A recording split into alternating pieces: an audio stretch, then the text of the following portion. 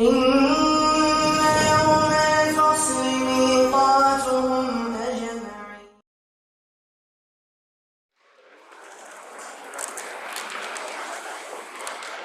Bismillahirrahmanirrahim. Assalamualaikum warahmatullahi wabarakatuh. Alhamdulillah, wassalatu wassalamu ala rasulillah wa ala alihi wa sahbihi wa man walah, wa la hawla wa la quwwata illa billahi, amma ba'd. Fa ikhwani wa akhwati fillah, kaum muslimin wal muslimat yang saya cintai dan saya muliakan, rahimani wa rahimakumullah. Semoga Allah subhanahu wa ta'ala senantiasa mencurahkan rahmatnya kepada kita sekalian. InsyaAllah ta'ala kita akan melanjutkan pembahasan kitab At-Tauhid, masih di bab yang pertama, bab yang menjelaskan kepada kita tentang kewajiban mentauhidkan Allah subhanahu wa ta'ala dan kedudukannya yang sangat agung. Memasuki dalil yang kedua, wa qawluhu ta'ala, penulis rahimahullahu ta'ala menyebutkan firman Allah subhanahu wa ta'ala, wa laqad ba'athna fi kulli ummatir rasulan, dan sungguh kami telah mengutus pada setiap umat itu seorang rasul. Ani'budullaha wajtanibut tagut. Setiap rasul menyerukan kepada kaumnya, sembahlah Allah dan jauhilah tagut. Jauhilah semua yang disembah selain Allah. Surat An-Nahl ayat ke-36. Inilah jemaah sekalian dalil yang kedua dari bab yang pertama. Ayat yang mulia ini mengandung banyak pelajaran.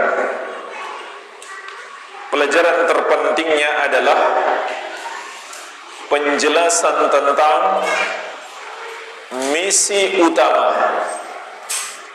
dakwah para nabi dan rasul alaihi wassalatu wassalam. Para nabi dan rasul itu adalah orang-orang pilihan. Allah pilih mereka untuk sebuah misi besar, yaitu menyampaikan ajaran-ajaran Allah. Tapi dalam ayat ini hanya disebut satu ajaran Allah. Padahal kita tahu bersama, Nabi dan Rasul itu menyampaikan semua ajaran Allah. Banyak yang mereka sampaikan. Namun dalam ayat ini hanya disebut satu. Kenapa? Karena inilah yang paling pentingnya. Inilah pondasinya. Semua yang mereka sampaikan selain ini hanyalah cabang-cabangnya. Ini pokoknya. Apa itu? Memerintahkan manusia menyembah hanya kepada Allah dan melarang manusia menyembah kepada selain Allah. Dan inilah yang disebut dengan tauhid. Menyembah hanya kepada Allah dan menjauhi peribadatan kepada selain Allah. Itulah misi utama seluruh nabi dan rasul alaihi wassalatu wassalam. Oleh karena itu jemaah sekalian, ayat ini juga memberi pelajaran kepada kita bahwa inilah kewajiban kita yang terbesar. Sebab Allah menetapkannya sebagai misi utama untuk diajarkan oleh semua nabi dan rasul tanpa pengecualian. Berarti ini kewajiban kita yang terbesar. Apalagi kalau kita hubungkan dengan dalil yang pertama. Tauhid itu juga merupakan tujuan kita diciptakan di muka bumi, sebagaimana sudah kita bahas di pertemuan yang lalu. Surat Az-Zariyat ayat ke-56, Allah Subhanahu wa taala berfirman, "Wa ma khalaqatul jinna wal insa illa liya'budun." Dan tidaklah aku menciptakan jin dan manusia kecuali agar mereka beribadah kepadaku saja. Allah jadikan itu sebagai tujuan hidup kita, menyembah hanya kepadanya. Dan Allah tetapkan itu sebagai misi utama dakwah seluruh para nabi dan rasul alaihi wassalatu wassalam. Maka kita pun tahu bahwa inilah yang paling wajib dalam hidup kita. Inilah yang terpenting dalam hidup kita. Nanti akan kita bahas di bab yang kedua. Allah juga menetapkan inilah satu-satunya jalan keselamatan. Tidak ada yang lain. Barang siapa mengambil jalan yang lain, yaitu dia mempersekutukan Allah, maka dia tidak mungkin selamat. Dia pasti celaka. Allah tetapkan inilah satu-satunya jalan selamat, menyembah hanya kepada Allah yang satu saja dan menjauhi semua peribadahan kepada selainnya. Oleh karena itu jemaah sekalian, ayat ini juga mengajarkan kepada kita tauhid mesti terdiri dari dua bagian. Tauhid mesti terdiri dari dua bagian. Pertama, menyembah hanya kepada Allah. Yang kedua, menjauhi peribadahan kepada selain Allah. Ini dua bagian tauhid. Makanya jemaah sekalian, dalam berdakwah kita bukan hanya disuruh melakukan amar ma'ruf, tapi kita juga nahi mungkar. Amar ma'ruf, kita perintahkan manusia melakukan yang baik, belum cukup. Kita mesti sertakan dengan nahi mungkar, melarang manusia melakukan kemungkaran. Dan ketahuilah jemaah sekalian, kema'rufan terbesar adalah menyembah kepada Allah. Dan sebaliknya, kemungkaran terbesar adalah mempersekutukannya. Maka tauhid itu harus berdiri di atas dua bagian ini. Pertama, kita menyembah hanya kepada Allah. Yang kedua, kita menjauhi peribadahan kepada selain Allah. Kalau kita hanya punya satu bagian saja, maka kita belum menjadi orang beriman. Kita belum mengamalkan ajaran para rasul seluruhnya. Kalau hanya satu bagian yang kita lakukan, harus dua-duanya. Juga jemaah sekalian, ayat ini memberi pelajaran penting bahwa ibadah tidak akan diterima oleh Allah kalau kita masih melakukan dosa syirik. Buktinya apa? Setelah perintah ibadah disusul dengan larangan berbuat syirik. Anikbudullah, sembahlah Allah. Nggak cukup sampai di situ.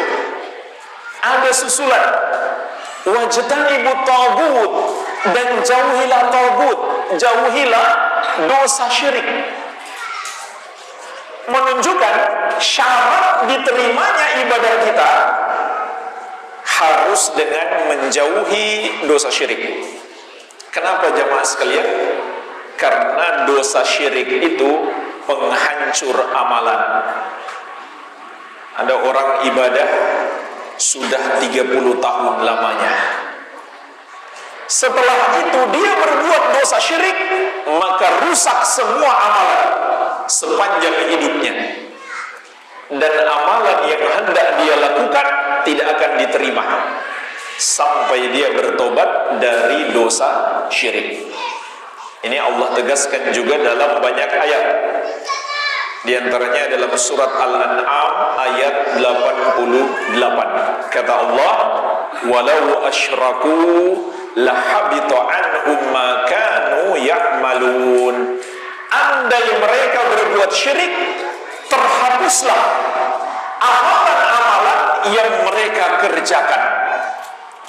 Nggak ada gunanya jemaah sekalian. Walaupun rajin sholat, rajin puasa, rajin berzakat, haji, umrah, tapi melakukan dosa syirik, semua itu tidak ada gunanya. Karena dosa syirik itu penghancur amalan. Jangankan amalan, imannya saja hilang. Dosa syirik adalah dosa pembatal keimanan. Orang yang berbuat dosa syirik bukan lagi orang yang beriman, karena dia merusak pokok keimanan, yaitu tauhid yang terkandung dalam ajaran seluruh nabi dan rasul. Dan itulah yang terdapat dalam kalimat la ilaha illallah. Sebagaimana sudah sering kita ulang, tapi penting sekali untuk selalu kita ulang, penting sekali untuk selalu kita ingatkan. Kalimat la ilaha illallah terdiri dari dua bagian. Bagian yang pertama terkandung dalam la ilaha. Apa yang ada di dalamnya? Pengingkaran terhadap semua yang disembah selain Allah. Bagian yang kedua terkandung dalam illallah, penetapan. Apa yang kita tetapkan? Hanya Allah yang berhak disembah. Maka ketika seorang menyembah kepada selain Allah atau sekedar membenarkan peribadahan kepada selain Allah, berarti dia tidak lagi beriman dengan la ilaha illallah.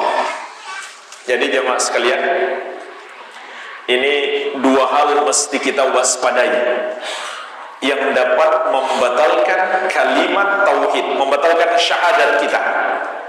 Pertama, mempersembahkan satu saja ibadah kepada selain Allah. Yang kedua, membenarkan orang yang melakukannya. Jemaah sekalian, ini penting dipahami. Ini dua pembatal syahadat. Pertama, berbuat dosa syirik, mempersembahkan satu ibadah saja kepada selain Allah. Yang kedua, menyetujui orang yang melakukannya walaupun dia nggak melakukan.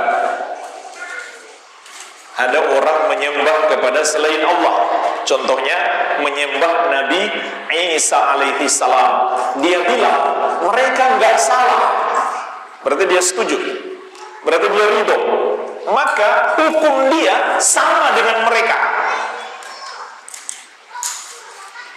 Batal syahadatnya karena dia tidak lagi beriman dengan la ilaha illallah. La ilaha, nggak ada yang berhak disembah illallah kecuali Allah. Kenapa dia katakan mereka nggak salah? Bahkan itulah di dalam ajaran agama kita kesalahan terbesar, dosa terbesar yang disebut dosa syirik atau dosa kufur. Pelakunya disebut pendosa terbesar. Tidak ada yang lebih besar dosanya daripada dia. Tidak ada makhluk yang lebih Allah murkai daripada dia. Orang yang menyembah atau menuhankan selain Allah. Jadi jamaah sekalian, kalau kita bilang dia nggak salah, kita bukan lagi seorang muslim. Oleh karena itu, hati-hati, jangan salah paham makna toleransi. Kalau kita membenarkan mereka, itu bukan toleransi. Itu namanya kita sedang menghancurkan akidah kita. Makanya nggak masuk akal kalau kita mengatakan mereka berbuat dosa syirik, mereka berbuat dosa terbesar sesuai apa yang dikatakan oleh Allah dan Rasulnya. Lalu ada orang yang mengatakan kamu menyebarkan ajaran intoleran. Lalu kita tinggalkan ajaran agama kita, kita ikuti mereka, maka Islam kita batal demi sebuah toleransi. Karena takut disebut intoleran, takut dicap radikal. Lalu kita menjadi kufur gara-gara itu. Hati-hati jemaah sekalian. Banyak hari ini orang menyebarkan ajaran kekufuran secara terselubung dengan cara menuduh orang yang mengamalkan agama sebagai intoleran, radikal, dan sebagainya. Itu bukan intoleran, itu ajaran, justru pokok ajaran Islam. Siapa yang tidak mengamalkannya, dia bukan lagi seorang muslim. Kenapa? Syahadatnya batal. Dia nggak beriman lagi dengan syahadat, maka dia bukan lagi seorang muslim. Lalu toleransi itu yang bagaimana? Toleransi itu adalah kita jangan zolim kepada non-muslim. Itu toleransi.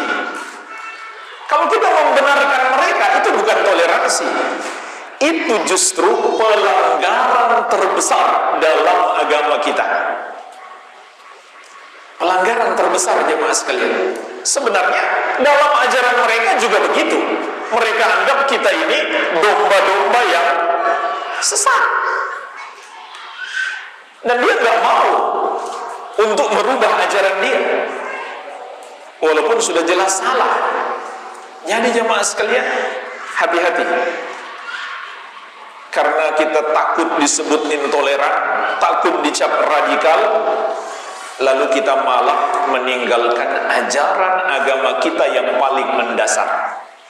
Dan jemaah sekalian, perhatikan kembali ayat yang kita bahas ini. Ayat ini kalau kita pahami dengan baik, niscaya keimanan kita kepada agama Islam akan semakin kuat. Kenapa? Ayat ini memberi pelajaran penting sekali. Hanya umat Islam yang betul-betul mengikuti seluruh para nabi. Umat Yahudi kalau betul-betul mau mengikuti Nabi Musa mesti masuk Islam. Umat Nasrani kalau betul-betul mau menjadi pengikut Yesus harus masuk Islam. Kenapa? Ayat ini mengatakan semua nabi itu mengajak manusia menyembah hanya kepada Allah dan melarang peribadahan kepada selain Allah. Dan tidak ada di muka bumi ini yang melakukan amalan ini kecuali umat Islam. Tidak ada. Itulah sebabnya jemaah sekalian Allah menegaskan Inna dina indallahil Islam. Sesungguhnya agama yang Allah ridhoi hanya Islam. Makanya kalau ada orang mengatakan semua agama sama, berarti dia dustakan ayat ini. Kalau ada orang yang berkata semua agama sama, harus saling menghormati. Perhatikan jamaah sekalian, kalimat yang baik tapi isinya racun. Harus saling menghormati. Dia mengajarkan dosa terbesar, lalu kita katakan hormat pada ajaran itu. Padahal dosa yang lebih ringan daripada itu, kita mengatakan nggak pantas dihormati ajaran seperti itu. Contoh, ajaran korupsi itu biasa-biasa saja. Kalau ada yang mengajarkan seperti itu, kemudian kita katakan itu mesti kita hargai. Siapa yang mau menghargai korupsi jamaah sekalian? Tidak ada.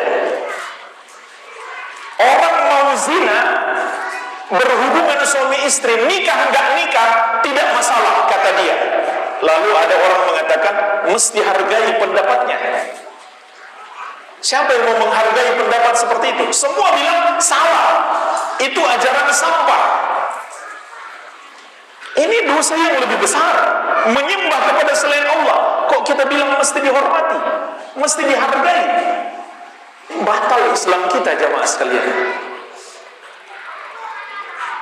Jadi bukan seperti itu toleransi.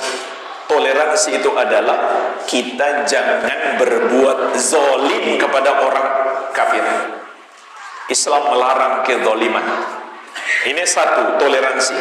Yang kedua, boleh berbuat baik kepada mereka. Allah tidak melarang kita berbuat baik. Kita kasih makan, kita kasih pinjaman uang, boleh, tidak masalah. Dalam urusan dunia, kita transaksi dengan mereka tidak masalah, dengan syarat tidak mengandung transaksi yang haram seperti riba.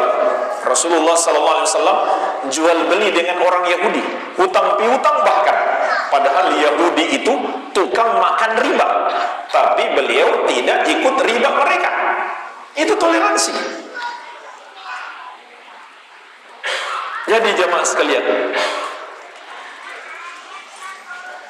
Allah tegaskan hanya Islam yang Allah ridhoi. Juga Allah tegaskan, wa may yabtaghi ghairal islami dinan fala yuqbala min wa huwa fil akhirati minal khasirin. Barang siapa yang mencari selain Islam sebagai agama baginya, tidak akan diterima daripadanya, dan dia di akhirat termasuk orang-orang yang merugi. Jadi Allah tegaskan tidak diterima agama apapun selain Islam. Kenapa jemaah sekalian? Karena hanya Islam yang betul-betul mengamalkan ajaran seluruh nabi dan rasul. Jadi pengikut Yesus sejati itu umat Islam. Karena beliau diutus ke muka bumi ini berdasarkan ayat ini untuk mengajak manusia menyembah Allah, bukan menyembah beliau. Dan Allah tegaskan juga di ayat yang lain ucapan Al-Masih ibnu Maryam, ya bani Israel budullah Rabbi wa Rabbakum. Wahai bani Israel, sembahlah Allah, dialah Robku dan Rob kamu, Tuhanku dan Tuhan kamu. Itu dakwah yang diserukan Nabi Isa alaihi salam. Wahai bani Israel, sembahlah Allah, Tuhanku dan Tuhanmu.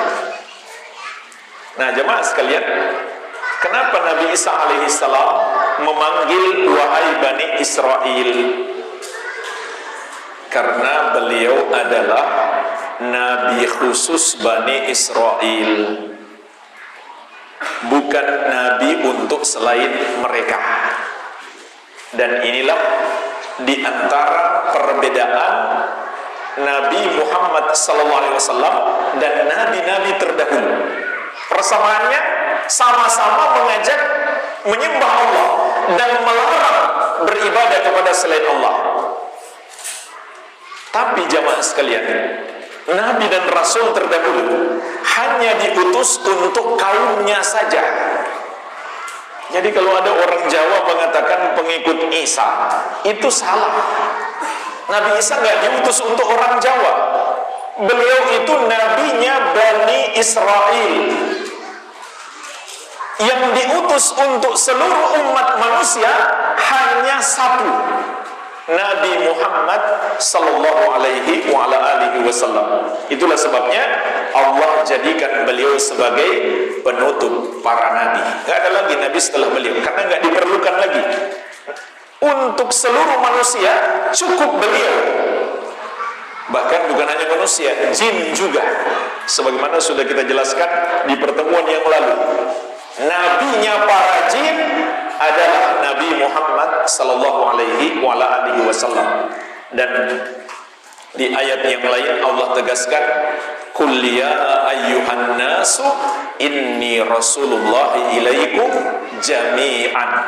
Katakan wahai manusia, sesungguhnya aku adalah utusan Allah untuk kalian semuanya. Jadi jemaah sekalian, Islam itu hanya ada satu versi. Nggak ada Islam Nusantara, Islam Eropa, Amerika, tidak ada. Karena nabinya satu saja, Al-Qur'annya satu. Itu berlaku untuk seluruh umat manusia.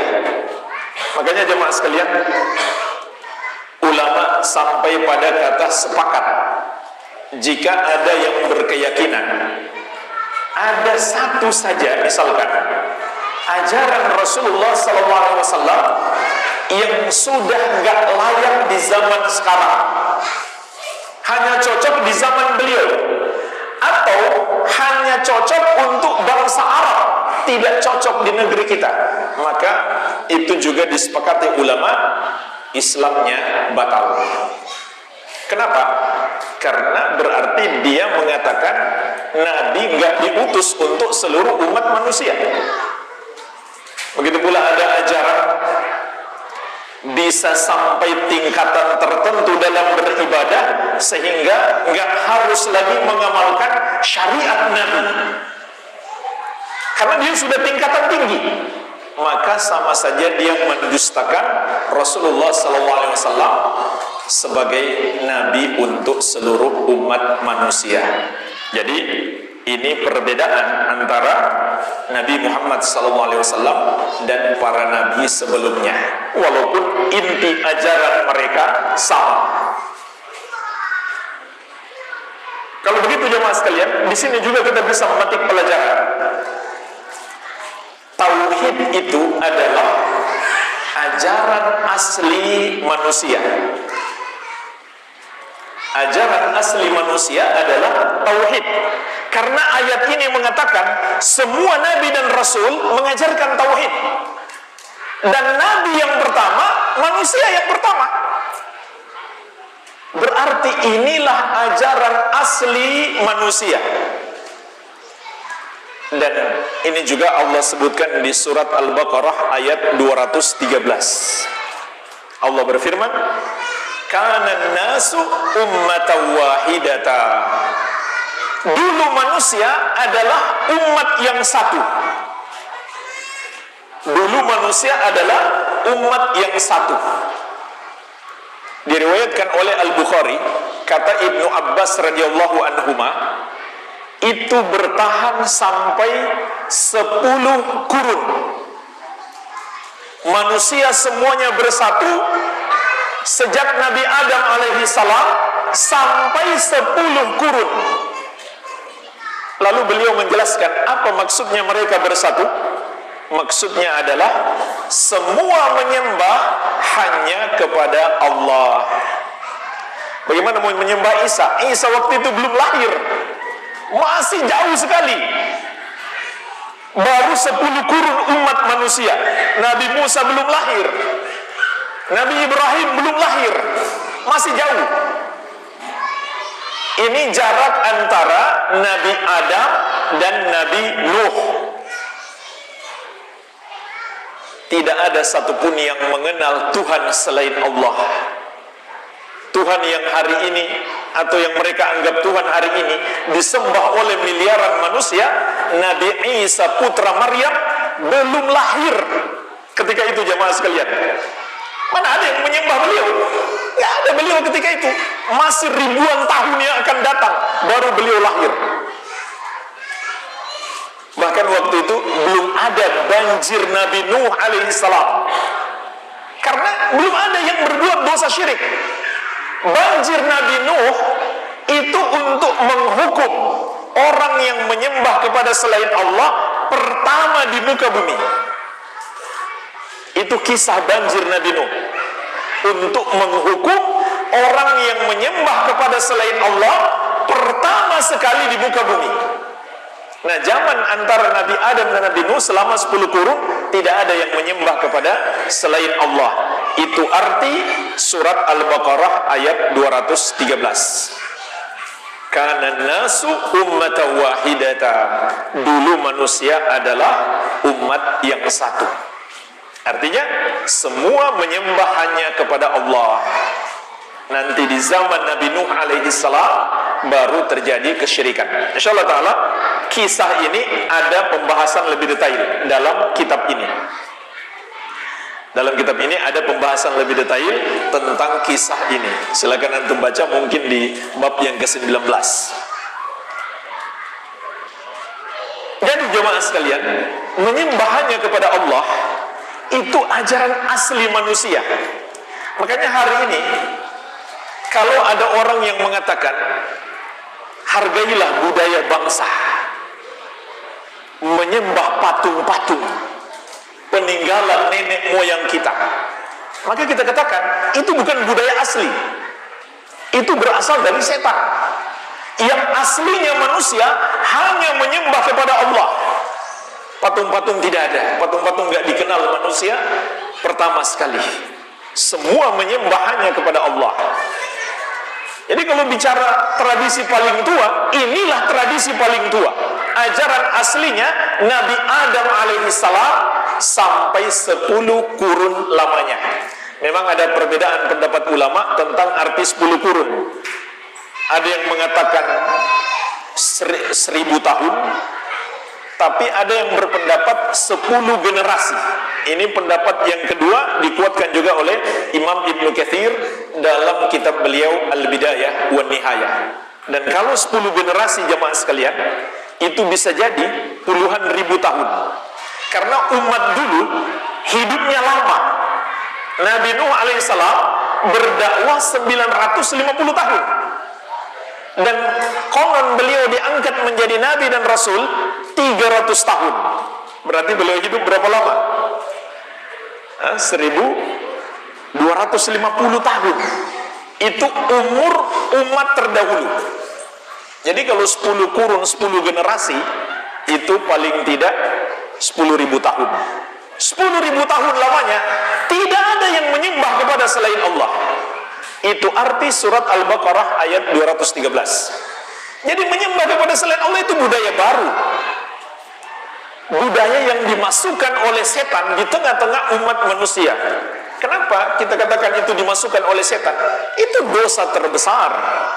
Makanya jemaah sekalian, Allah mencela orang yang menolak ajaran Nabi dan Rasul dengan beralasan mengikuti nenek moyang. Di surat Al-Baqarah ayat 170 Allah tegaskan, wa idza qila lahum ittabi'u ma anzalallah qalu bal nattabi'u ma alfaina alaihi aba'ana. Apabila dikatakan kepada mereka, ikuti ajaran yang Allah turunkan, mereka jawab, kami mengikuti ajaran nenek moyang kami. Padahal nenek moyang mereka baru 100-200 tahun ke belakang. Mereka tidak melihat nenek moyang mereka yang pertama, Nabi Adam alaihissalam. Mereka hanya mencatat sejarah nenek moyang mereka 100, 200 atau 500 atau 1000 tahun yang lalu. 10.000 tahun yang lalu mereka lupakan, atau lebih bahkan jutaan tahun yang lalu mungkin Nabi Adam alaihissalam mereka lupakan. Maka Allah mencela mereka. Lanjutan ayatnya, awalau kana aba'uhum la yaqiluna syai'aw wa la yahtadun. Apakah mereka masih mau mengikuti nenek moyang mereka, padahal nenek moyang mereka itu tidak mengetahui apapun, nggak belajar agama, wala yahtadun, dan tidak mendapatkan hidayah, belum masuk Islam. Itu mau dibangga-banggakan? Ajaran yang jelas-jelas salah, demi budaya dia masih tetap ikuti. Padahal kata Allah, nenek moyang mereka belum dapat hidayah, belum masuk Islam. Masa masih mau diikuti juga? Jadi jamaah sekalian, sebenarnya tidak terlarang kita mengamalkan tradisi budaya. Enggak terlarang. Kalau itu bagus, maka amalkan. Tapi kalau jelas bertentangan dengan agama, jangan segan untuk ditinggalkan. Dan ketahuilah jemaah sekalian, Allah kabarkan dalam ayat ini, inilah ajaran para nabi dan rasul. Kenapa? Karena nanti di hari kiamat, inilah satu-satunya ajaran yang Allah akan mintai pertanggungjawaban. Ingat jemaah sekalian, Allah nggak akan minta kita bertanggung jawab, kamu amalkan tradisi nenek moyangmu, budaya bangsamu, atau tidak. Allah nggak akan tanya itu.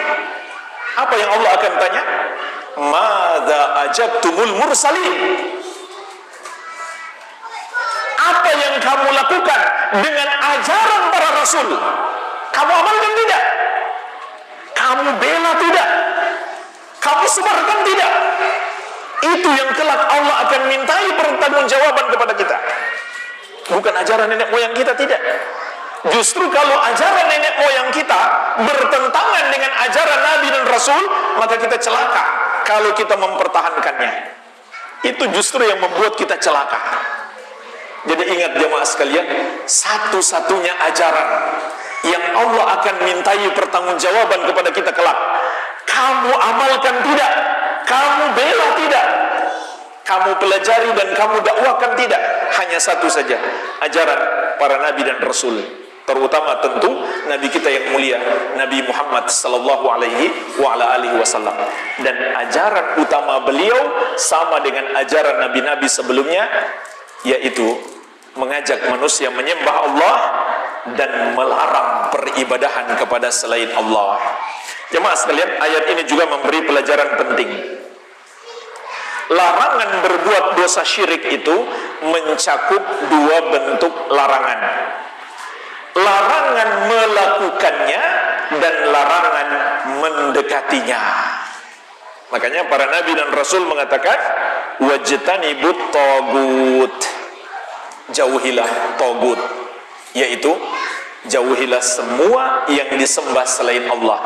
Mereka bilang jauhi, bukan sekedar jangan kamu sembah, tapi kamu jauhi sejauh-jauhnya.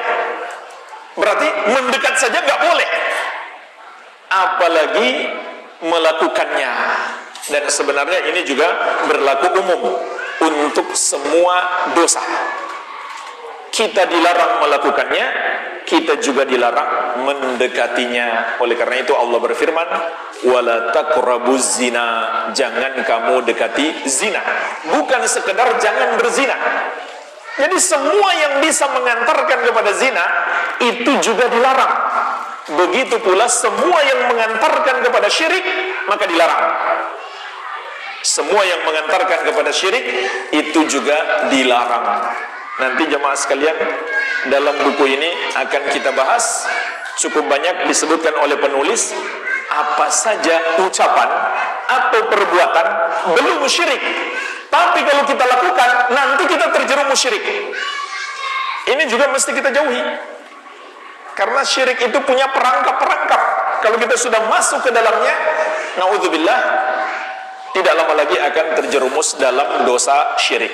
Jadi ini betul-betul sangat terlarang, sehingga mendekatinya pun tidak dibolehkan.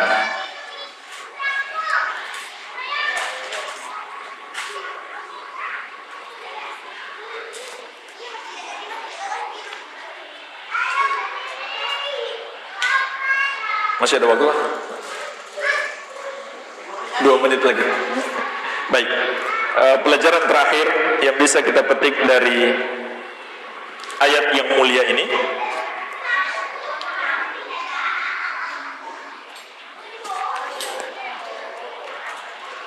Di dalam ayat ini juga terkandung pelajaran yang sangat agung tentang keagungan tauhid. Karena tauhid itu diwajibkan untuk seluruh umat melalui seluruh para nabi dan rasul tanpa ada pengecualian. Oleh karena itu, manusia tidak punya hak sama sekali untuk menyembah kepada selain Allah. Sama dengan ayat sebelumnya, kita juga memetik pelajaran. Ayat ini juga memberi pelajaran kepada kita, manusia tidak punya hak menyembah kepada selain Allah. Kalau begitu, manusia juga tidak punya hak untuk memilih agama selain Islam. Karena kalau dia memilih selain Islam, dia akan menyembah kepada selain Allah. Jadi itu bukan hak manusia. Oleh karena itu jemaah sekalian, orang yang melakukannya dihukumi sebagai pelaku dosa terbesar. Kalau itu hak dia, tentu dia tidak salah dong.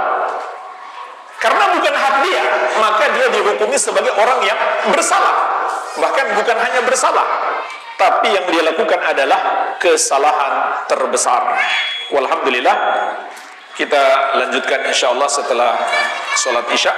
Semoga bermanfaat. Wabillahi taufik. Alhamdulillah, wassalatu wassalamu ala rasulillah wa ala alihi wa sahbihi wa man walah. Wala hawla wala quwwata illa billahi, amma ba'd. Kaum muslimin wal muslimat rahimani wa rahimakumullah, semoga Allah subhanahu wa ta'ala senantiasa mencurahkan rahmatnya kepada kita sekalian. Satu pelajaran terakhir dari ayat yang kita bahas,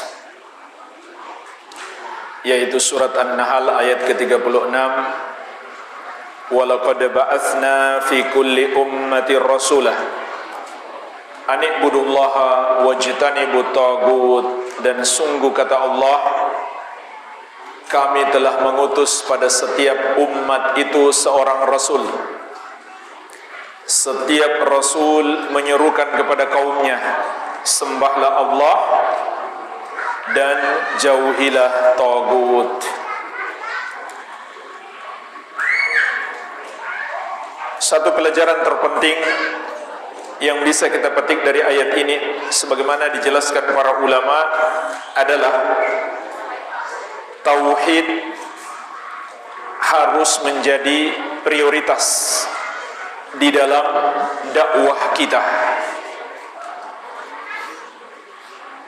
Karena ayat ini juga mengandung pelajaran kewajiban berdakwah. Jadi minimal ada dua pelajaran terkait dengan dakwah. Pertama, ayat ini mengajarkan kepada kita keharusan kita berdakwah. Kenapa? Karena itu adalah tugas yang Allah berikan kepada orang-orang yang paling mulia. Kalau kita ingin menjadi mulia, maka kita pun harus mengikuti jalan mereka, yaitu berdakwah. Yang kedua, dakwah yang harus selalu kita prioritaskan adalah dakwah tauhid. Kita mulai dakwah kita dengan tauhid, selalu mengingatkan urusan tauhid dan selalu menyampaikannya. Kenapa jemaah sekalian? Karena tauhid itu pondasi amalan. Kita nggak ada gunanya mengajari orang sholat, puasa, zakat kalau tauhidnya nggak beres. Amalannya tidak akan diterima oleh Allah subhanahu wa ta'ala. Inilah dakwah para nabi dan rasul, selalu mementingkan urusan tauhid. Dan para ulama mengingatkan, kalau ada orang yang berdakwah atau sekelompok orang yang tidak mementingkan tauhid, maka itu salah satu bentuk penyimpangan. dia tidak lagi benar-benar mengikuti dakwah para nabi dan rasul. Dan itu sangat disayangkan, adalah sebuah fakta. Ada yang lebih mementingkan misalkan urusan politik, ada yang lebih mementingkan ekonomi, ada yang lebih mementingkan akhlak. Akhlak itu bagus, penting, tapi jangan kita jadikan itu yang utama. Dan bahkan nggak akan baik akhlak seseorang tanpa dia mendalami tauhid. Nggak mungkin akhlaknya menjadi baik. Jadi kalau kita fokus di akhlak dan kita abaikan tauhid, maka ini bukan cara berdakwah yang benar. Tapi jangan juga kemudian demi fokus kepada tauhid lalu mengabaikan akhlak. Mengaku bertauhid tapi akhlaknya buruk, itu juga salah. Bahkan kalau akhlaknya buruk, itu pertanda tauhidnya bermasalah. Jadi ini sebenarnya nggak terpisahkan.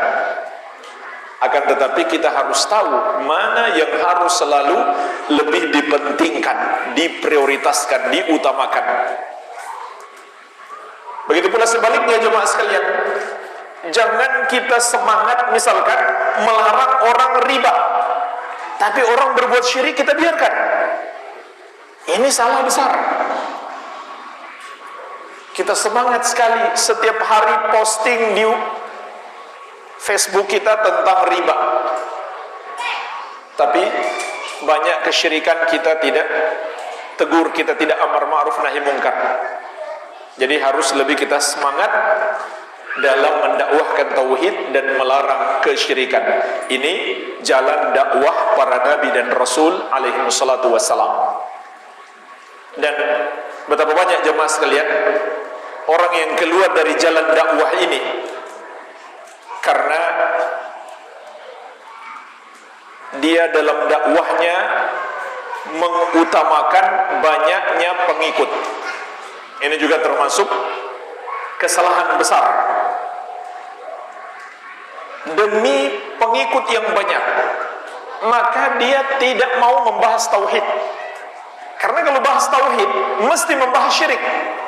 Kalau kita membahas syirik, banyak orang marah. Apalagi kalau kesyirikan itu sudah menjadi tradisi di satu daerah.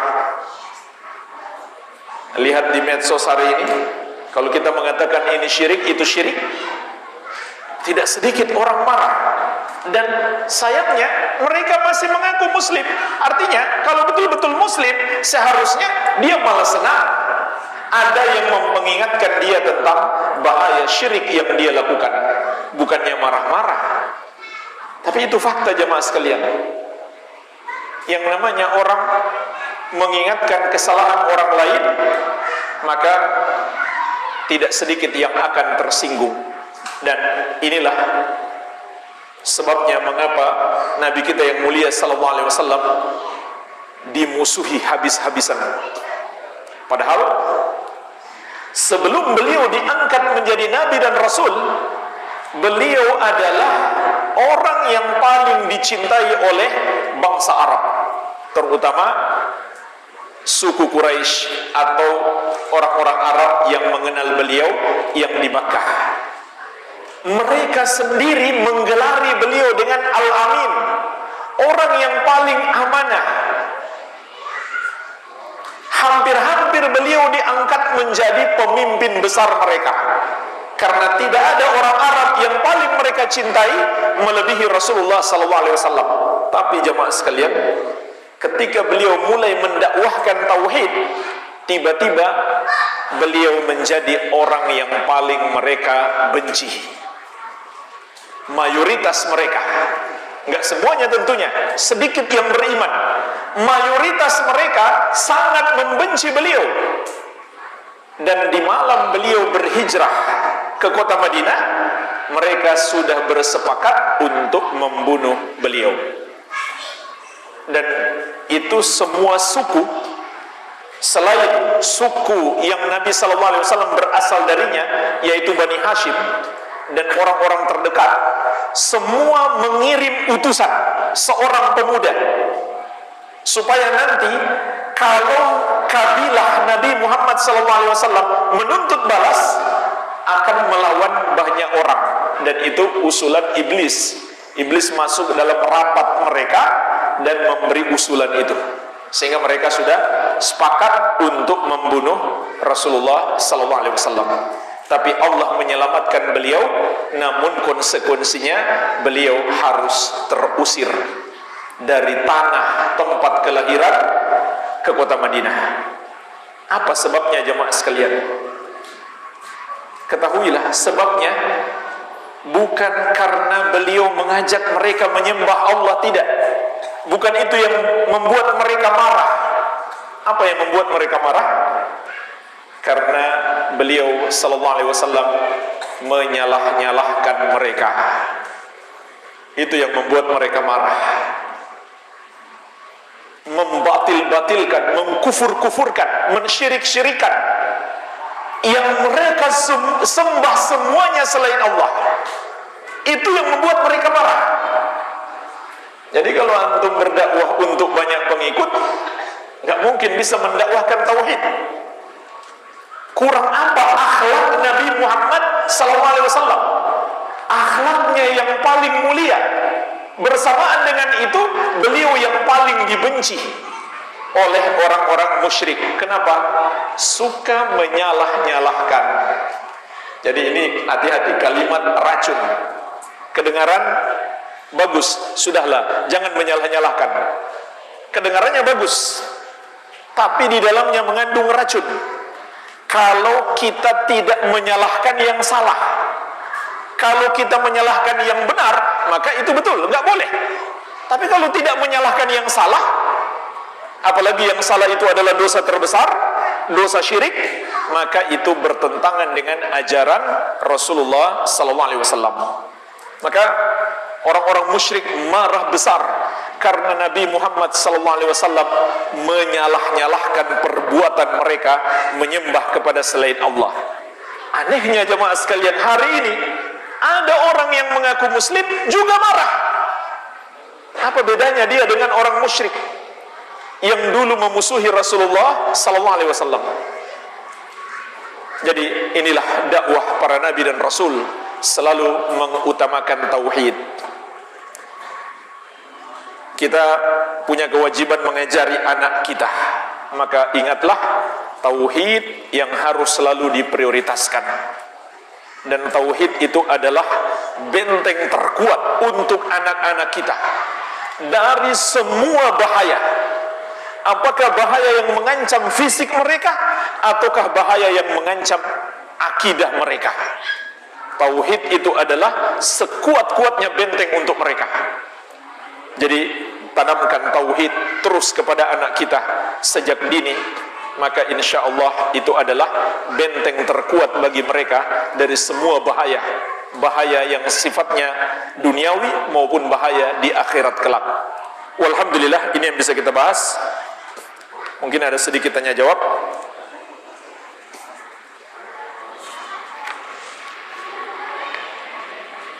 Yang bertanya mau dapat buku katanya nih.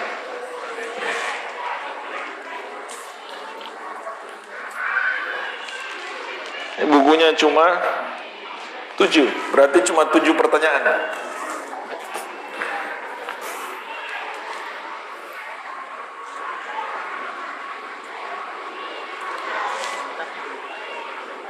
Apa ini? Bagaimana cara berdakwah dengan cara yang baik? Allah Subhanahu wa taala mengatakan, "Ud'u ila sabili rabbika bil hikmah wal mau'izatil hasanah wajadilhum billati hiya ahsan." 3 cara berdakwah Allah sebutkan dalam satu ayat. Ajaklah ke jalan Rabbmu dengan hikmah dan dengan al-mau'izah al-hasanah, nasihat yang baik, dan dengan debat dengan cara yang paling baik. Maksud ayat ini, kata Imam Ibnu Qayyim rahimahullah, 3 cara untuk menghadapi 3 jenis manusia. Sudah cukup kayaknya, sudah banyak pertanyaannya. Yang pertama, orang yang mencintai kebenaran, kita sampaikan dengan hikmah. Artinya, cukup kita sampaikan ilmu kepadanya, dia sudah terima. Karena dia pencinta kebenaran. Yang kedua, perlu mau'izah hasanah. Kata Imam Ibnu Qayyim rahimahullah, yang dimaksud mau'izah hasanah adalah at-targhib dan tarhib, yaitu motivasi dan ancaman. Misalkan kalau dia sudah tahu riba itu haram, tapi sulit meninggalkan riba, maka kita nggak cukup menyampaikan tentang riba, tapi harus tambah dengan motivasi dan juga ancaman-ancaman. Maksudnya ayat-ayat dan hadis yang berisi motivasi dan ancaman tentang bahaya dosa riba. Nah, yang ketiga, orang yang menentang.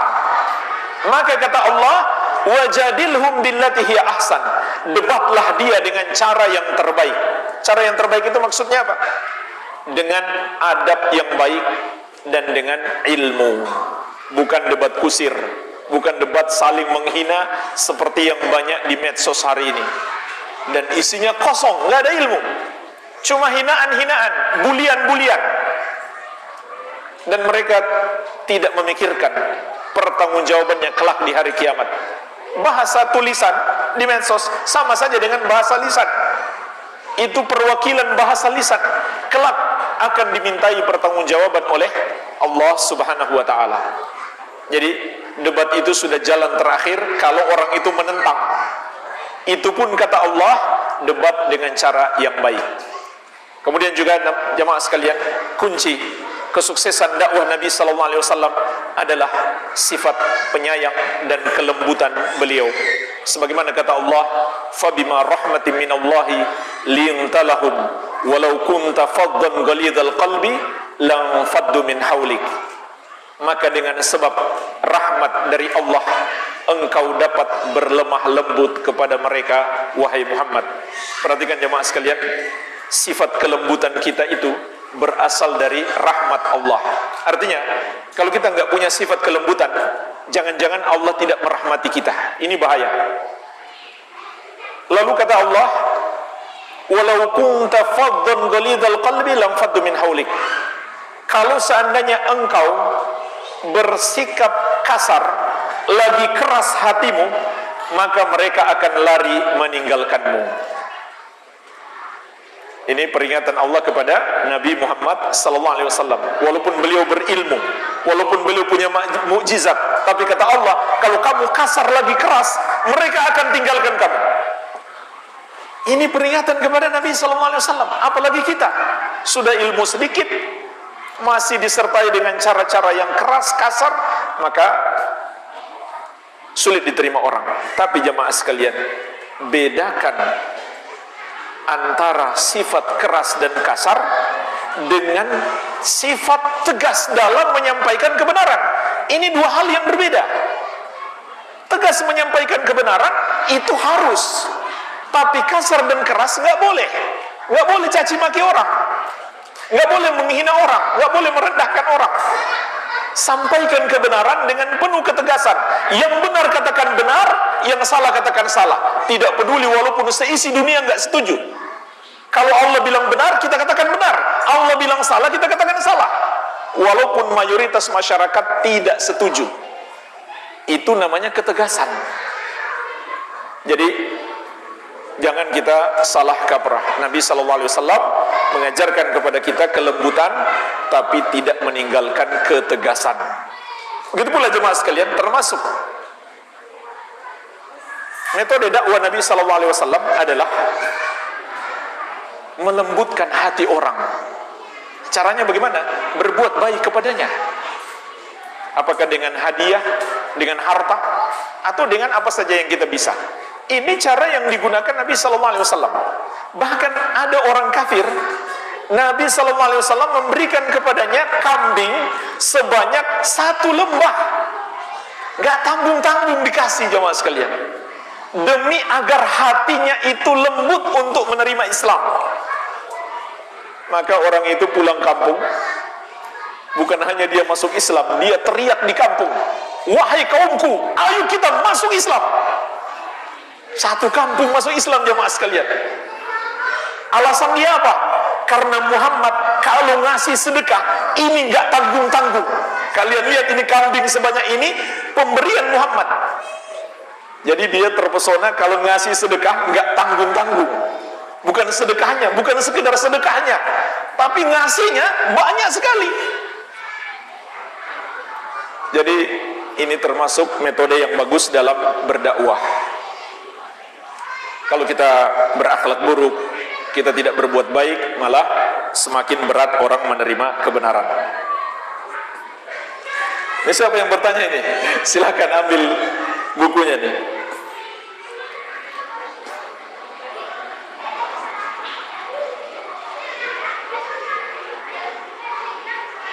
Apakah orang yang batal tauhidnya karena menganggap semua agama sama harus melakukan syahadat kembali ketika insyaf? Iya, harus dia syahadat kembali, masuk Islam kembali. Dan masuk Islam itu sebenarnya nggak harus disaksikan oleh orang lain.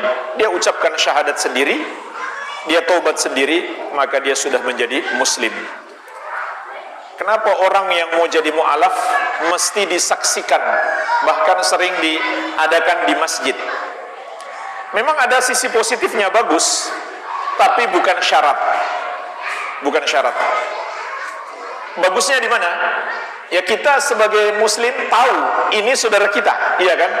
Maka kita berikan dia zakat karena dia mu'alaf, atau kita berikan dia hadiah-hadiah supaya dia semakin cinta kepada Islam dan kaum muslimin. Itu kewajiban kita. Tapi itu bukan syarat. Dia sudah tahu Islam, dia sudah pelajari, dia masuk Islam sendiri tanpa ada orang tahu, maka Islamnya sah.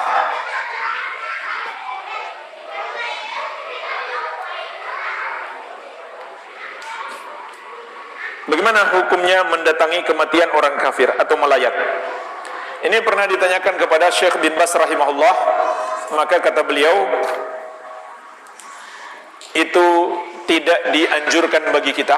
Ini di satu sisi. Dan di sisi yang lain, jamaah sekalian, kalau kita datang di situ, kita akan terjerumus pada kemungkaran. Kenapa? Kan biasanya kan ada upacara mereka. Upacara mereka dipimpin tokoh agama mereka, dia berdoa kepada selain Allah, dan kita ada di situ. Maka hanya boleh dua yang kita lakukan kalau kita ada di situ. Kita tinggal di situ, tapi menegur dia, stop, hentikan, atau menasihati dia, ya. Pilihan yang kedua, kita harus pergi dari situ. Kalau kita nggak sanggup untuk amar ma'ruf nahi mungkar, kita harus pergi dari situ. Ancamannya berat. Surat An-Nisa ayat 140. Wa qad nazzala 'alaikum fil kitabi an idza sami'tum ayati llahi yukfaru biha wa yustahza'u biha fala taq'udu ma'ahum hatta yaqudu fi haditsin ghairi innakum idzam mithluhum. Sungguh telah diturunkan kepada kalian dalam Alkitab, apabila ayat-ayat Allah diingkari dan diperolok-olok, maka janganlah kamu duduk-duduk bersama orang yang melakukannya sampai mereka memasuki pembicaraan yang lain. Kalau kamu bersama mereka, kamu kalau begitu sama dengan mereka. Jadi ancamannya berat. Jangankan orang berbuat syirik, orang yang minum khamar saja, jamaah sekalian, kita nggak boleh duduk bersama walaupun kita nggak minum.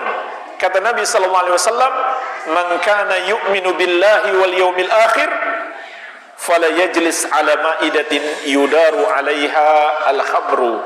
Barang siapa beriman kepada Allah dan hari akhir, janganlah dia duduk di depan sebuah meja yang padanya ada khamar. Artinya walaupun dia nggak minum, dia nggak boleh duduk di situ walaupun dia tidak minum. Hanya satu alasan, jemaah sekalian, kita boleh datang di tempat orang berbuat dosa itu, yaitu apa? Kita mau menasihati mereka. Setelah itu sudah kita pergi. Jangan kita diam di situ. Bahayanya juga jamaah sekalian, kalau kita gabung sama orang berbuat dosa dan kita nggak amar ma'ruf nahi mungkar, maka apabila Allah turunkan hukumannya terhadap mereka, kita juga akan kena hukuman.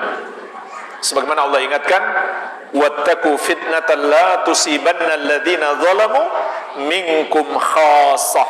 Takutlah kamu kepada azab yang tidak saja menimpa orang-orang zalim di antara kalian secara khusus. Artinya apa? Orang baik pun akan kena. Kenapa dia juga kena? Karena dia diam saja, nggak menegur. Jadi hanya dua pilihan. Kita datang di situ untuk menasihati atau kita pergi dari situ. Iya. Silakan yang bertanya.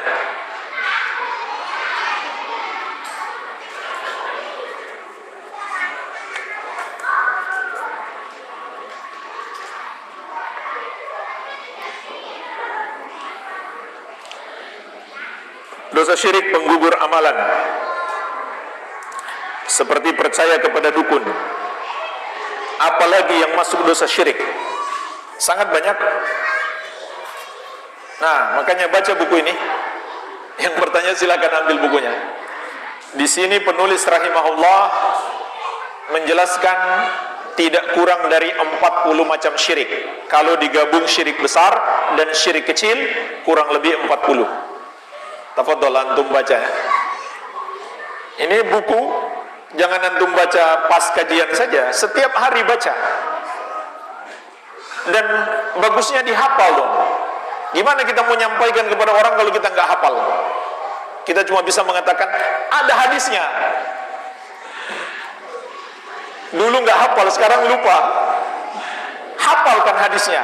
Hadisnya singkat-singkat. Kalau antum mau nasihati masalah jimat, hadisnya singkat sekali. Rasulullah SAW mengatakan, man allaqa tamimatan faqad asyrak. Siapa menggunakan jimat, dia telah berbuat syirik.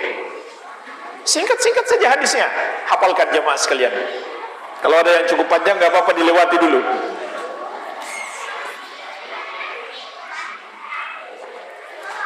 Silakan, ini sudah dua yang belum ambil nih.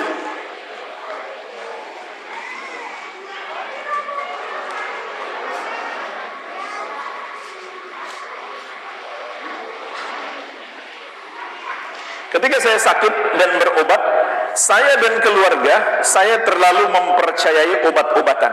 Apakah ini termasuk syirik? Kalau kita sebatas percaya obat itu hanya sebab dan kita nggak bergantung kepadanya, maka tidak masalah. Obat itu hanya sebab, yang menyembuhkan adalah Allah. Kalau Allah berkehendak sembuh, sembuh. Kalau tidak, maka tidak. Ini satu. Yang kedua, hati kita jangan bergantung kepada obat. Bergantunglah hanya kepada Allah. Jadi ini dua syirik. Dua bentuk syirik. Pertama, kalau kita yakin semata-mata obat yang menyembuhkan kita bukan Allah, itu syirik besar. Karena Asy-Syafi, Allah diantara namanya dan sifat khususnya adalah Asy-Syafi, yang maha menyembuhkan. Kata Nabi SAW, la syifaa illa syifauka. Tidak ada kesembuhan kecuali kesembuhan darimu. Yang kedua, kita yakin Allah yang menyembuhkan, tapi hati kita bergantung kepada obat, maka syirik kecil. Itu syirik dalam tawakal. Syirik dalam tawakal bisa jadi syirik besar, bisa jadi syirik kecil. Jadi, yakinnya obat itu hanya semata-mata sebab. Kalau Allah menghendaki sembuh, maka sembuh. Kalau tidak, maka tidak. Bahkan jemaah sekalian, api yang sudah jelas-jelas merupakan sebab sesuatu terbakar, kalau Allah kehendaki nggak terbakar, nggak akan terbakar. Kan api cuma sebab. Api hanya sebab, yang menakdirkan adalah Allah. Allah perintahkan api itu menjadi dingin, tidak bisa membakar Nabi Ibrahim alaihissalam. Jadi itu semua hanya sebab, Allah yang menakdirkannya. Bagaimana dengan sholat yang bolong-bolong? Jamaah sekalian, orang meninggalkan sholat itu ada dua macam. Pertama, dia meninggalkan sholat karena dia nggak setuju dengan kewajiban sholat. Maka ulama sepakat dia bukan lagi muslim kalau tidak menyetujui salah satu ajaran syariat. Itu sepakat ulama pembatal, termasuk pembatal keislaman. Yang kedua, dia akui sholat, tapi dia nggak sholat hanya karena malas.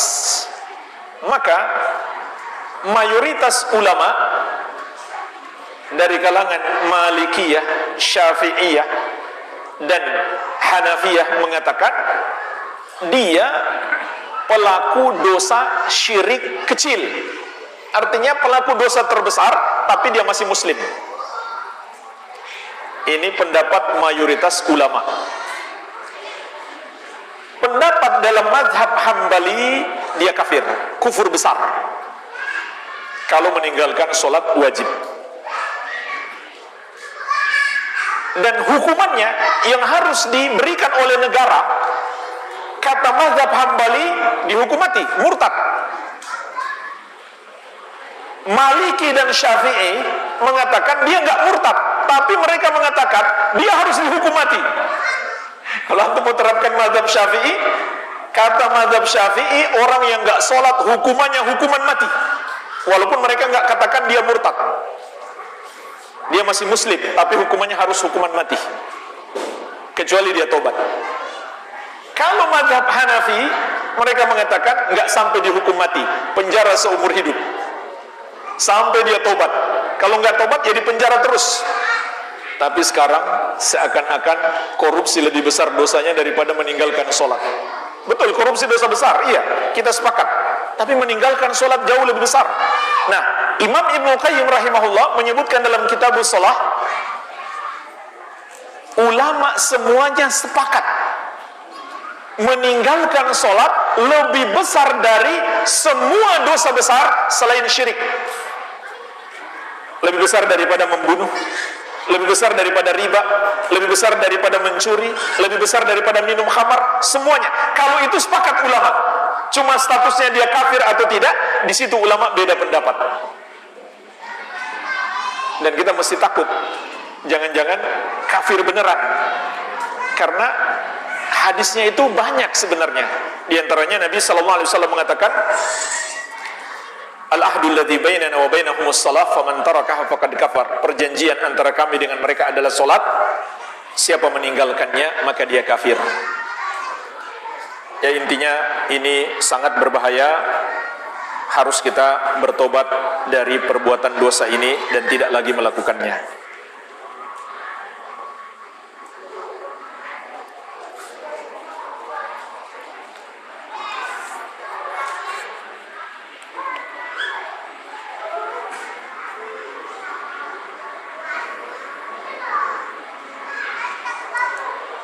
Bagaimana untuk menjadi seseorang yang tidak munafik di saat atau zaman ini?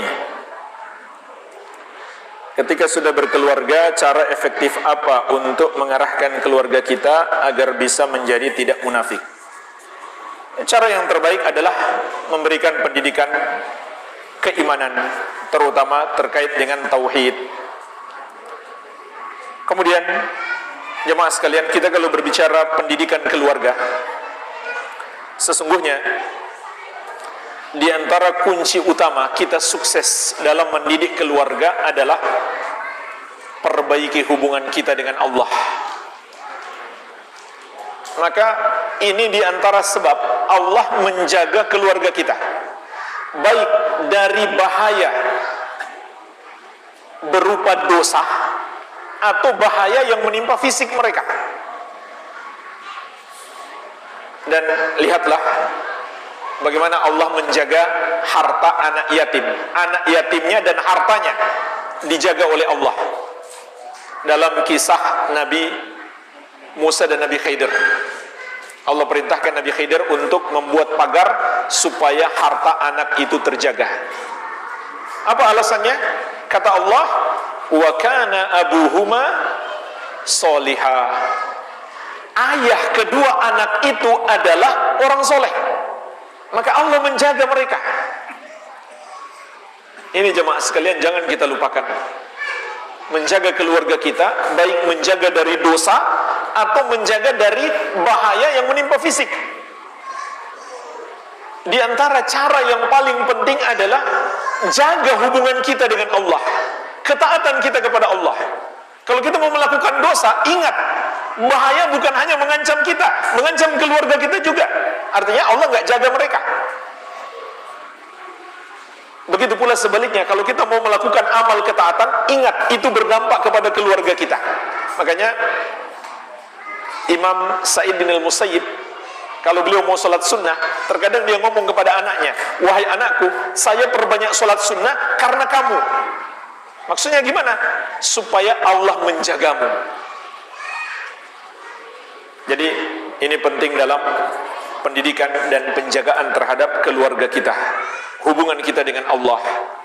Dan juga tentu kita perbanyak doa, apalagi doa orang tua untuk anak. Salah satu doa yang pasti Allah kabulkan, yang mustajab, doa orang tua untuk anak. Apakah dia doa kebaikan atau doa keburukan, Allah pasti kabulkan. Makanya jangan sekali-kali mendoakan keburukan untuk anak kita.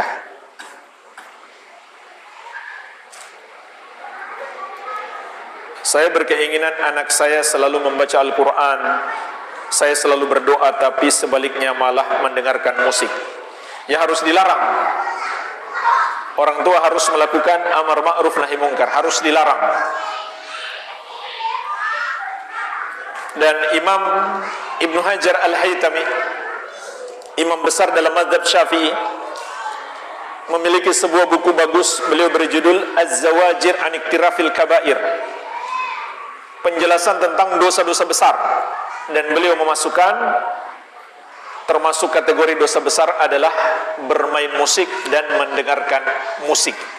Ini pendapat dalam mazhab Syafi'i, termasuk dosa besar bermain musik dan mendengarkan musik. Maksudnya mendengarkan dengan sengaja, bukan tidak sengaja terdengar. Maka kita harus melakukan amar ma'ruf nahi mungkar.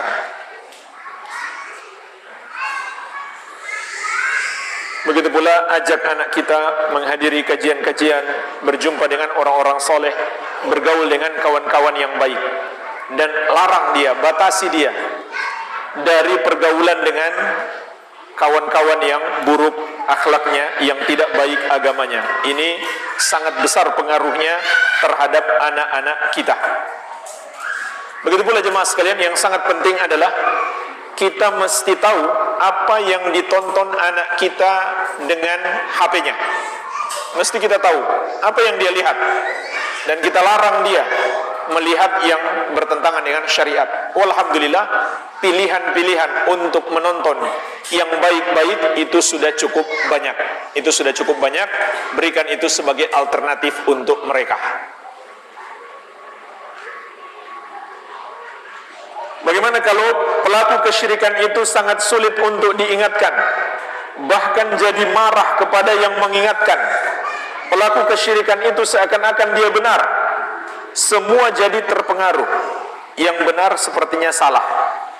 Tetap kita dakwah, tetap kita sampaikan.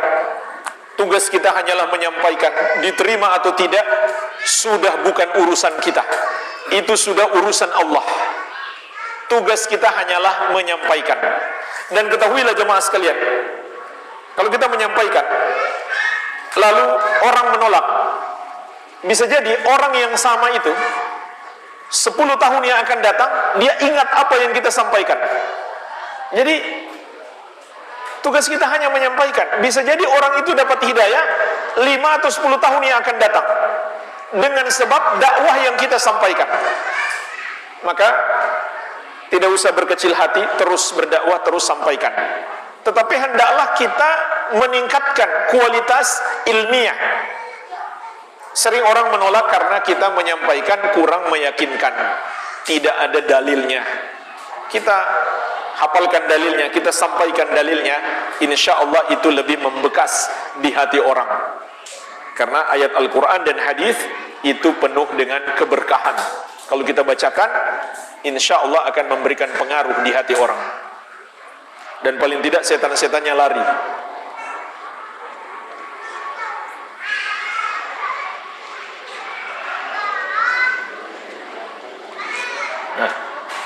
bagaimana hukum menjual makanan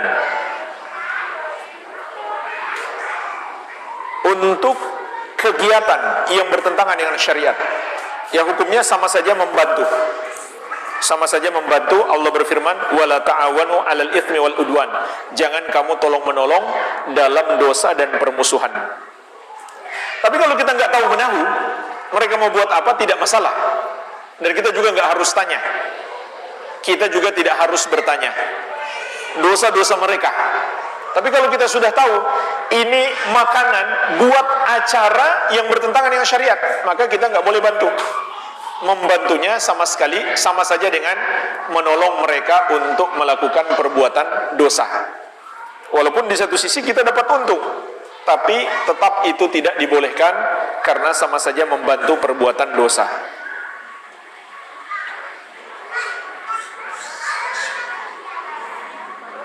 Bagaimana menyikapi tetangga non-muslim dan salah satu anggota keluarganya ada yang masuk Islam? Bagaimana cara mengajak untuk arah kebaikan agar istiqamah kepada Islam? Mesti dia didekati, kita bergaul baik dengannya. Mesti dia merasakan umat Islam betul-betul peduli kepadanya.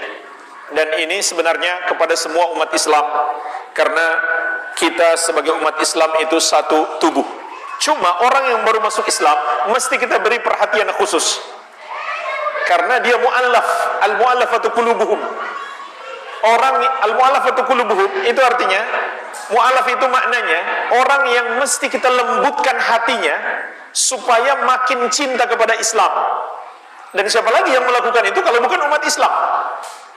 Jadi dengan kita mendekatinya, berakhlak baik kepadanya, memenuhi kebutuhannya, memberikan hadiah, memberikan zakat, itu akan mempengaruhi keimanannya, akan semakin kuat dia dalam Islam. Dan jemaah sekalian, betapa banyak orang yang masuk Islam tapi nggak bergaul dengan umat Islam, dia masih bergaul dengan orang-orang kafir. Pada akhirnya, naudzubillah, dia murtad lagi, terpengaruh lagi. Maka tugas kita untuk mendekatinya, mengajak dia ke masjid, mengajarkan dia membaca Al-Quran, mengajak dia bergaul dengan kaum muslimin, dan terutama mengajak dia mendalami ilmu agama Islam.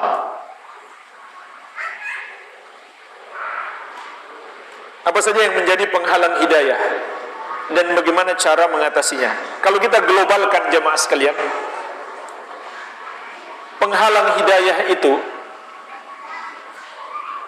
kalau kita globalkan sebetulnya satu saja, yaitu perbuatan dosa. Perbuatan dosa menghalangi hidayah.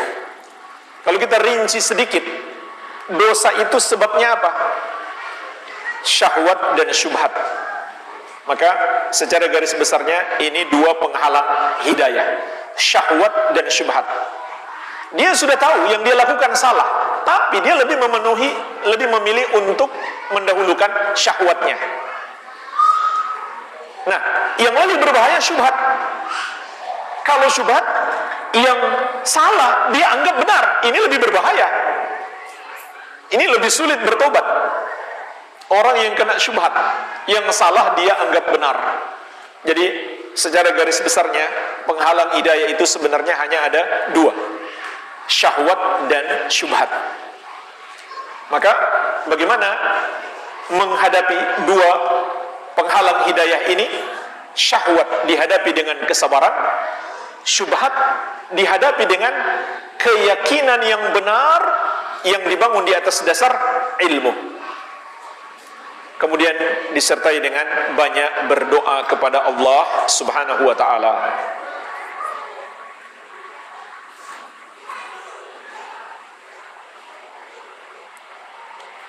Bagaimana mengatasi rasa tidak enakan karena tidak menghadiri acara yang tidak ada tuntunannya atau yang bertentangan dengan syariat? Jemaah sekalian, selalu hadirkan dalam hati kita, hak Allah lebih agung, Allah lebih layak untuk ditaati, Allah lebih besar, mereka semua kecil. Kenapa kita lebih taat kepada mereka lalu menyelisihi aturan Allah? Padahal Allahu Akbar, Allah yang maha besar, mereka semua kecil. Ini yang mesti kita hadirkan dalam hati kita. Harusnya kita lebih takut kepada Allah daripada celaan manusia. Kemudian ingat, manusia memusuhi kita, manusia mencela kita, semua itu nggak ada bahaya apapun bagi kita. Walaupun seisi dunia membenci kita, tidak akan ada bahaya apapun bagi kita apabila Allah melindungi kita. Yang berbahaya bagi kita justru kalau kita tinggalkan kebenaran demi mencari keridhaan manusia. Rasulullah SAW mengingatkan, man ardan nasa bisakhatillah wakalahu Allahu ilan nas. Barang siapa mencari keridhaan manusia dengan membuat Allah murka, maka Allah akan biarkan dia kepada manusia. Allah tidak lagi menolongnya, dan dia nggak mungkin beruntung, dia nggak mungkin sukses, dia nggak mungkin aman kalau Allah tidak menolongnya. Jadi ingatlah jemaah sekalian, sesungguhnya tidak ada bahaya apapun orang memusuhi kita, membuli kita, mencela kita. Yang bahaya adalah kalau Allah murka kepada kita karena kita menyelisihi syariatnya. Begitu pula sebaliknya, tidak bermanfaat sedikit pun bagi kita walaupun banyak orang memuji kita. Nggak ada manfaatnya. Yang bermanfaat bagi kita hanyalah amal-amal soleh kita. Maka dua hal ini yang mesti kita hindari. Takut celaan manusia, mengharap disenangi manusia. Takutlah kepada Allah dan harapkan saja ridho Allah. Niscaya Allah akan jadikan orang suka kepada kita kalau mereka orang baik. Orang-orang yang buruk mereka akan benci. Itu hal yang wajar dalam tanda kutip. Tapi kalau orang-orang baik, jika kita taat kepada Allah, Allah akan jadikan hati mereka cinta kepada kita. Ini yang mesti kita pahami. Kalau mereka orang baik, jika kita taat kepada Allah, nanti Allah akan jadikan hati mereka cinta kepada kita. Bagaimana caranya agar khusyuk dalam beribadah? Kunci utama kekhusyukan adalah keimanan. Maka harus selalu perbaiki dan kuatkan keimanan kita. Juga jemaah sekalian, kunci kekhusyukan adalah pahami bacaan yang kita baca. Pahami. Kalau nggak paham susah untuk khusyuk. Makanya penting belajar bahasa Arab. Paling tidak tahu terjemahan lah. Tapi kalau kita pahami maknanya, kita baca tafsirnya, itu lebih baik lagi.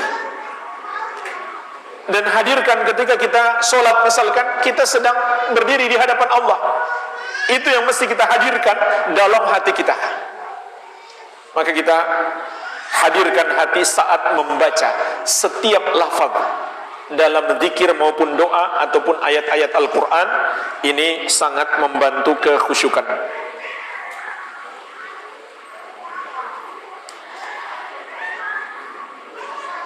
Bagaimana caranya agar selalu rajin baca Quran? Jadi ada pertanyaan pada sebagian ulama, kenapa ulama salaf dulu itu rajin baca Quran? Jawabannya karena mereka cinta kepada Al-Quran. Kalau kita ingin paham kenapa mereka rajin baca Quran, maka lihatlah hari ini kenapa kita rajin buka HP. Karena kita sangat cinta kepada HP kita. Seperti itulah salaf mencintai Al-Quran. Makanya mereka rajin baca Al-Quran. Kecintaan jamaah sekalian. Dan kecintaan itu tumbuh dari pengenalan. Maka belajar, kenali, dan juga bermohon kepada Allah agar dianugerahkan kecintaan terhadap Al-Quran dan semangat membaca Al-Quran. Kunci utama dari semua ini adalah meminta tolong kepada Allah. Ini sebenarnya kunci utama kita bisa rajin beribadah, minta tolong kepada Allah. Dan ini rahasianya, mengapa setelah iyyaka na'budu disusul dengan wa iyyaka nasta'in. Karena kita nggak akan bisa beribadah tanpa pertolongan Allah. Inilah kunci utamanya. Maka perbanyaklah berdoa, minta tolong kepada Allah supaya kita rajin baca Al-Quran maupun ibadah yang lainnya.